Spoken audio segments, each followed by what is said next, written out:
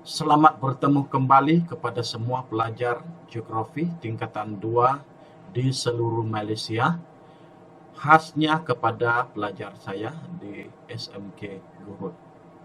Sekali lagi Anda bersama saya, Cikgu Augustin Tawonsing, guru geografi dari SMK Gurun dalam siri belajar geografi tingkatan 2 secara maya. Dalam siri pelajaran pada kali ini, saya akan menerangkan tajuk perubahan cuaca dan iklim di Malaysia.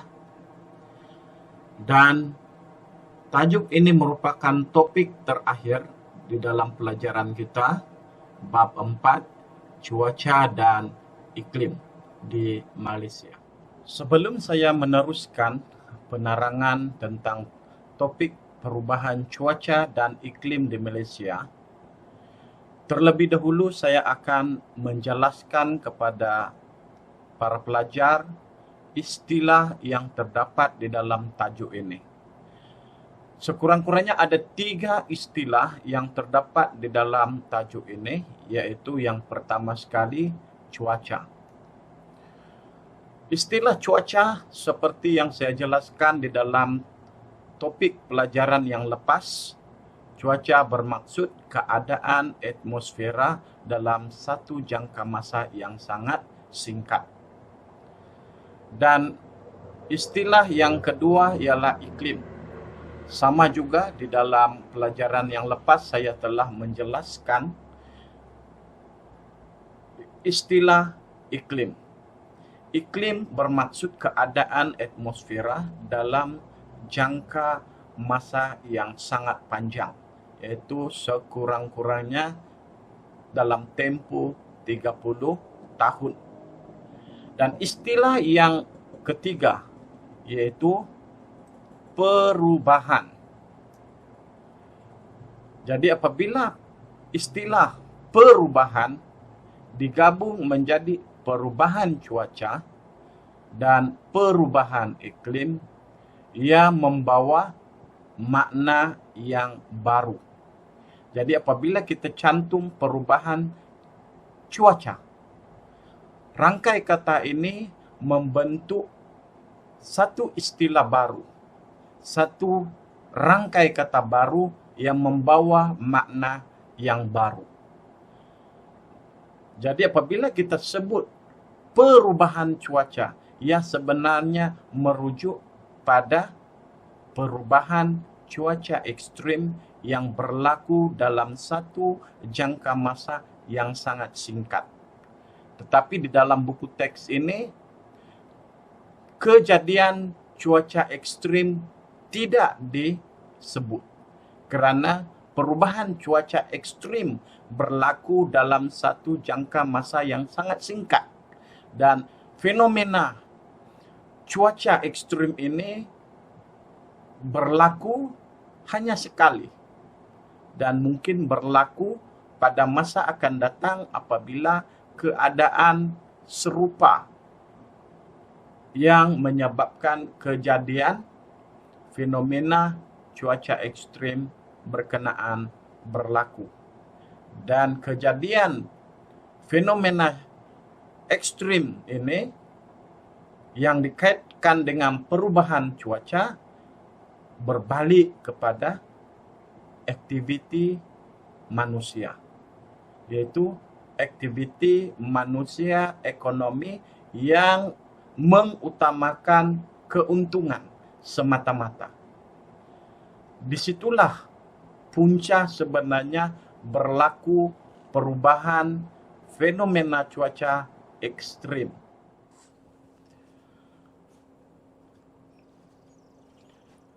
Jika Anda mempunyai akaun Facebook, Anda boleh like page Geografi Online, di mana page ini saya post semua isu berkaitan dengan geografi. Malah page ini juga boleh dijadikan sebagai rujukan pada masa akan datang. Seperti dalam pelajaran kali ini, saya buat rujukan semula di dalam page Geografi Online. Jadi seperti yang saya katakan sebentar tadi berkaitan dengan fenomena cuaca, perubahan fenomena cuaca yang berlaku di negara kita antaranya kejadian puting beliung.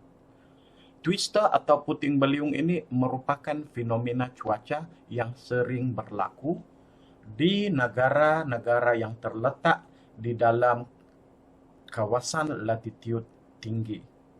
Kalau di negara-negara yang terletak di kawasan latitude rendah, fenomena seperti ini adalah satu fenomena yang kita anggap sebagai fenomena cuaca ekstrim.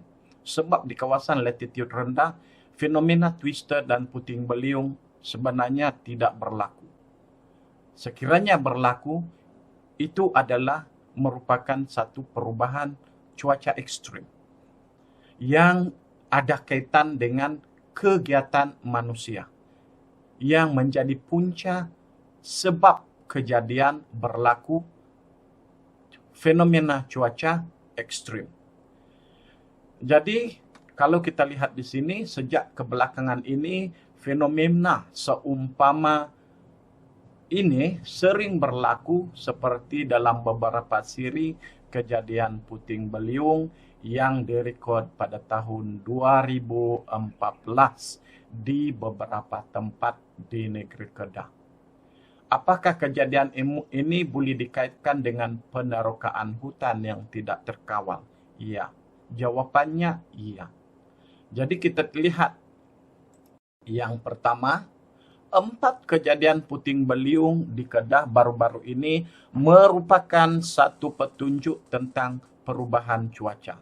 Jadi kita tengok di sini ada 4 kejadian puting beliung di Kedah pada tahun 2014, yaitu 2 kejadian di Mergung, 1 kejadian di Kampung Sungai Nonang, dan 1 kejadian di Pendang yang bertarikh 14 Oktober, 31 Oktober, 2 November, dan 12 November.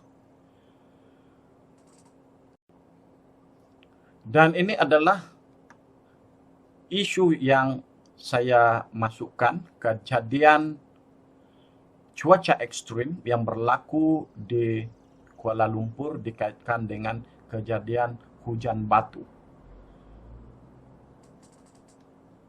Jadi, apa yang kita lihat di sini ialah kejadian-kejadian cuaca ekstrim ini sebenarnya dikaitkan dengan kegiatan manusia yang meneroka hutan tanpa memikirkan sebab dan akibat.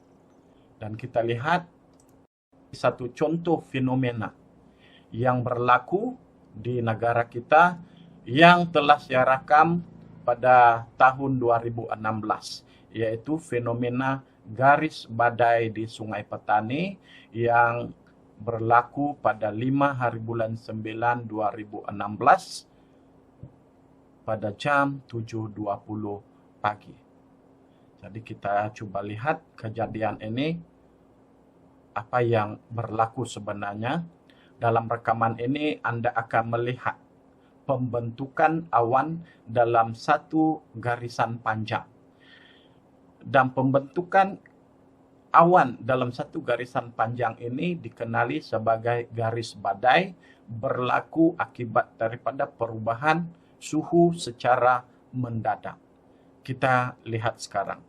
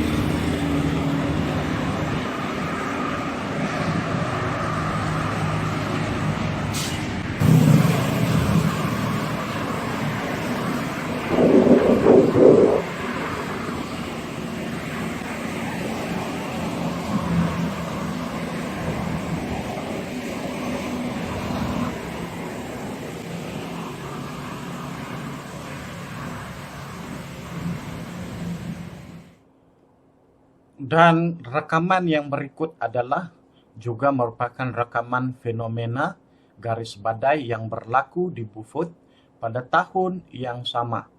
Tetapi yang ini berlaku lebih awal. Pada tahun 2016 yang diterima daripada seorang guru, Cikgu Carolina dari grup Terry Green, Geographers Malaysia. Jadi kita tengok pula rakaman ini.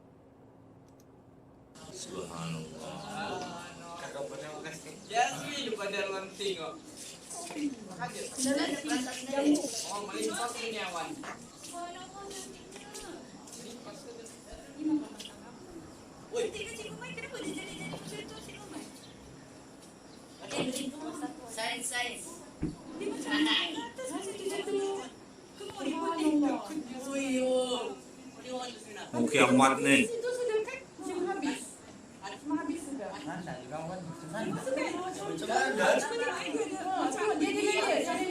Jadi melimpah di sini. Oh,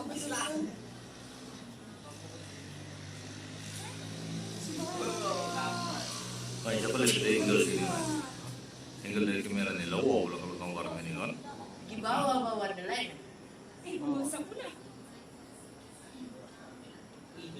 Tapi ada maybe ni bakal kacau kan yang bilang gambar gila.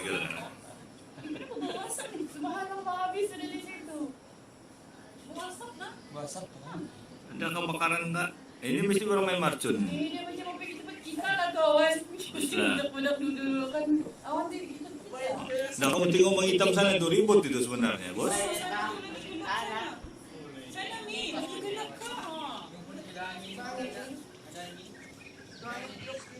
Ini bahaya nih kalau naik kapal nih. Wah, sejuknya. Macam dalam Facebook sudah.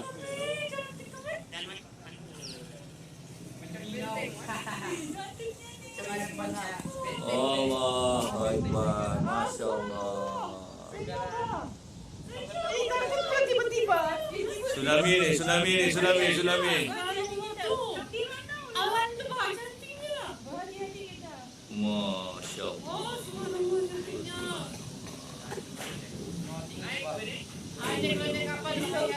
Ribut tu ni, angin ribut ni, woi, angin ribut, angin kuat sudah ni. Bukannya jadi dah. Semua dia kecil dalam masyarakat.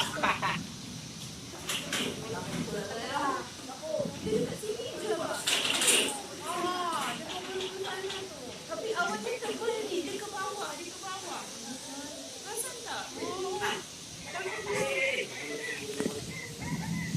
Wah. Awan apa cikgu? Dan ini pula merupakan rakaman fenomena cuaca ekstrim yang kita tidak ingin alami, tetapi hakikatnya fenomena ini yang kita akan hadapi pada masa hadapan. Jadi kejadian ini dikenali sebagai fenomena belalai air yang berlaku di Pulau Pinang pada 1 April 2019 tahun lepas yang menjadi tular dalam media sosial. Jadi kita tengok rakaman ini. Ya.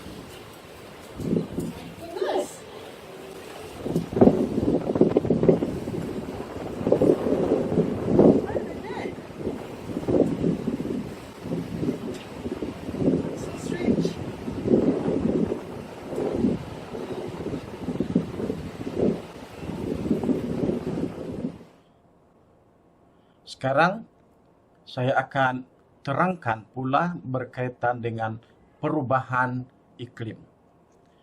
Di negara kita terdapat dua fenomena cuaca yang dikaitkan dengan iklim, yaitu yang pertama sekali ialah fenomena El Nino.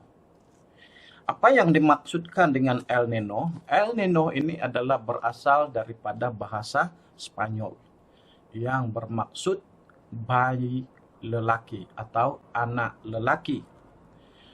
Dan El Nino ini dikaitkan dengan pemanasan suhu lautan Pasifik, yang mana suhunya boleh naik dari 0,5 hingga 2 darjah Celcius. Dan kenaikan suhu ini menyebabkan perubahan tekanan udara dan juga pola tiupan angin yang biasa berlaku pada masa yang berkenaan. Jadi kita lihat di sini dalam keadaan normal, ini adalah dalam keadaan normal. Dalam keadaan normal, angin timuran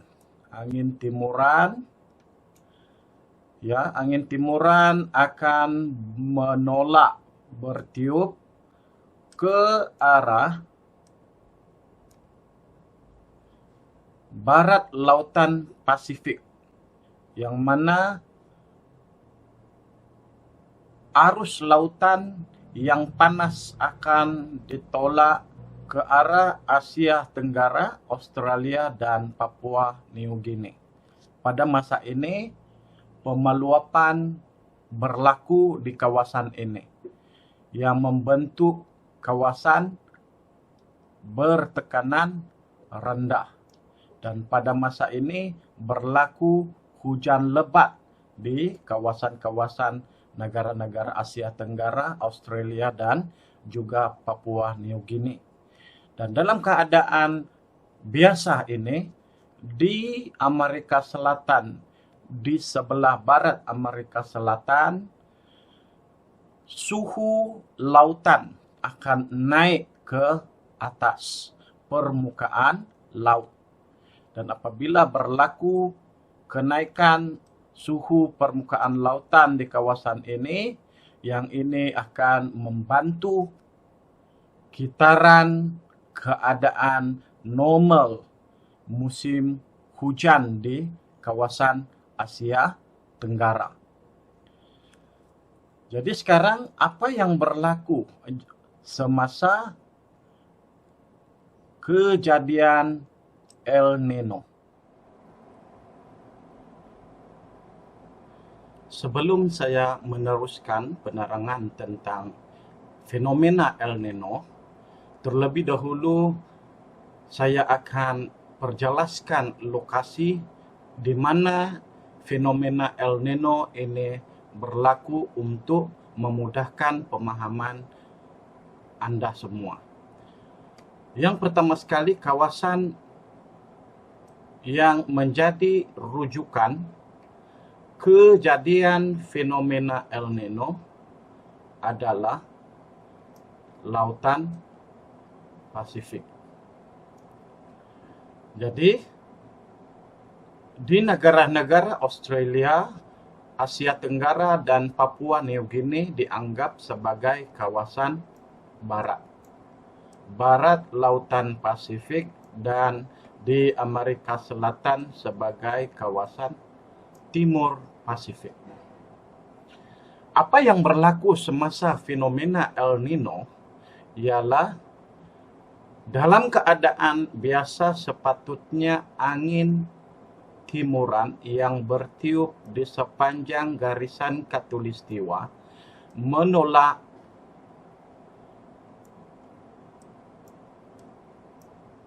suhu panas permukaan lautan ke arah barat lautan Pasifik menuju ke kawasan negara-negara Asia Tenggara. Tetapi apabila berlaku fenomena El Nino, angin timuran ini menjadi lemah, menyebabkan permukaan suhu lautan yang panas tadi berubah haluan. Kerana ia akan tertolak balik semula kembali ke sebelah timur lautan Pasifik. Apa yang berlaku ialah apabila berlaku pengunduran suhu permukaan lautan ke arah timur lautan Pasifik, di kawasan ini akan menjadi sejuk, membentuk kawasan bertekanan tinggi, menyebabkan pola tiupan angin timuran berubah menjadi angin baratan.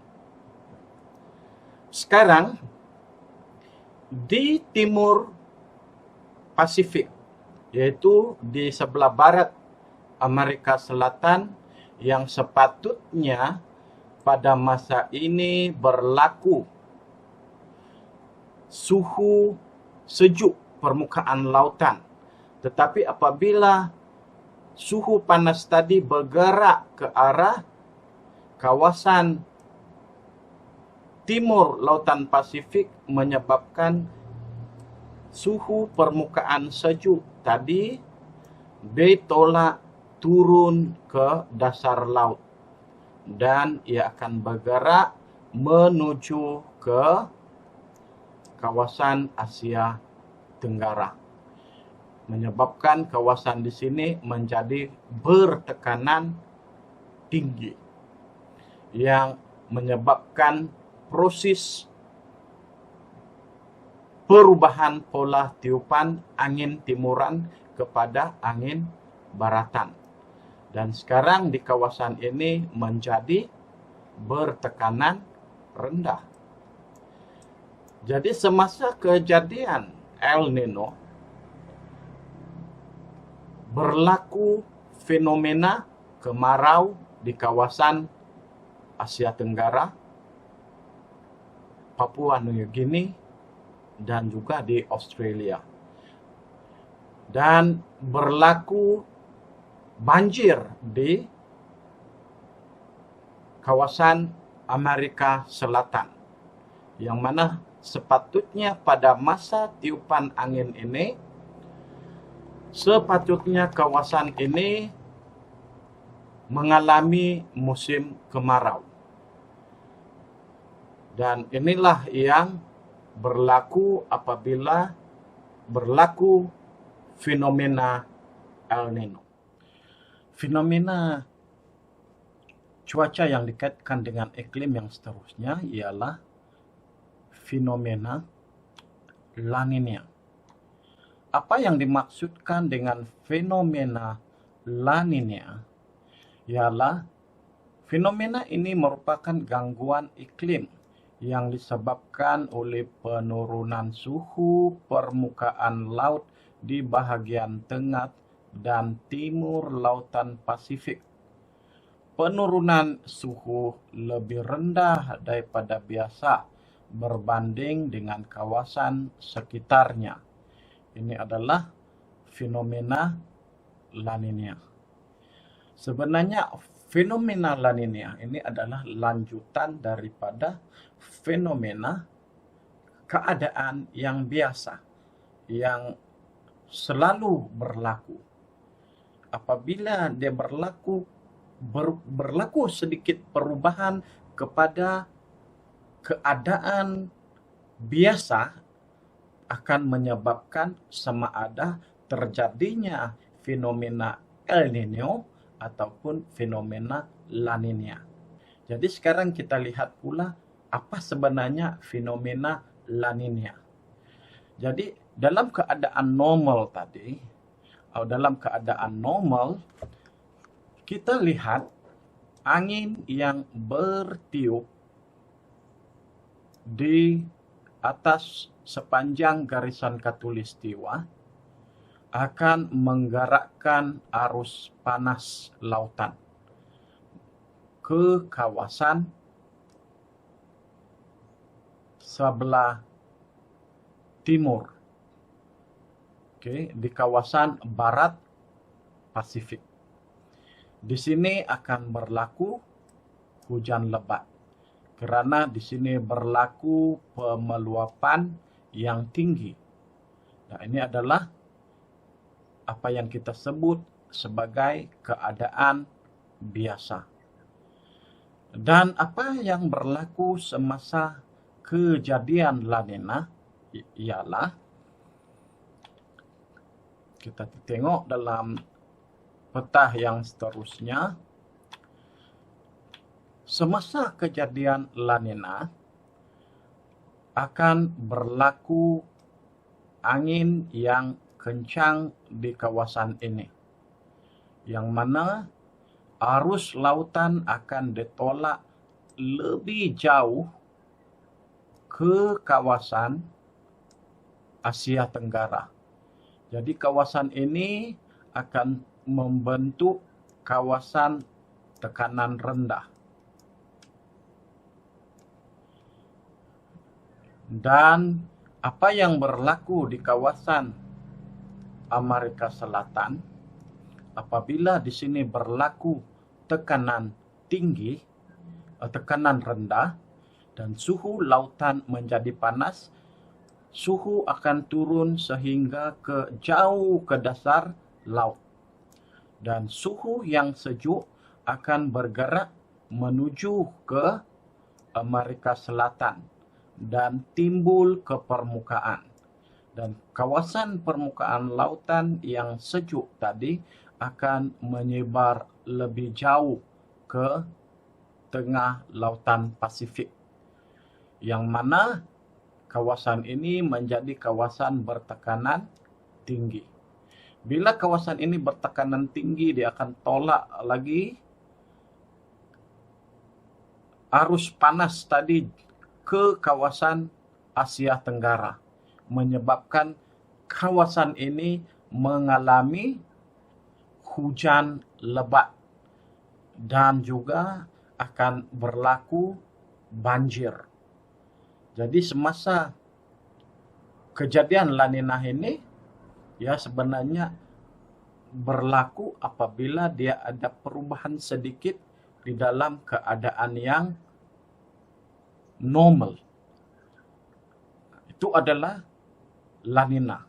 Dan perkataan La Nina ini juga berasal daripada bahasa Spanyol yang bermaksud anak perempuan.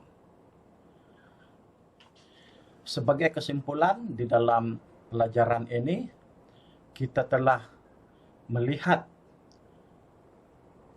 perubahan cuaca dalam jangka masa pendek, yang mana kita berhadapan dengan pelbagai fenomena cuaca ekstrim yang berlaku di negara kita, seperti kejadian hujan batu, puting beliung, garis badai, dan juga belelai air.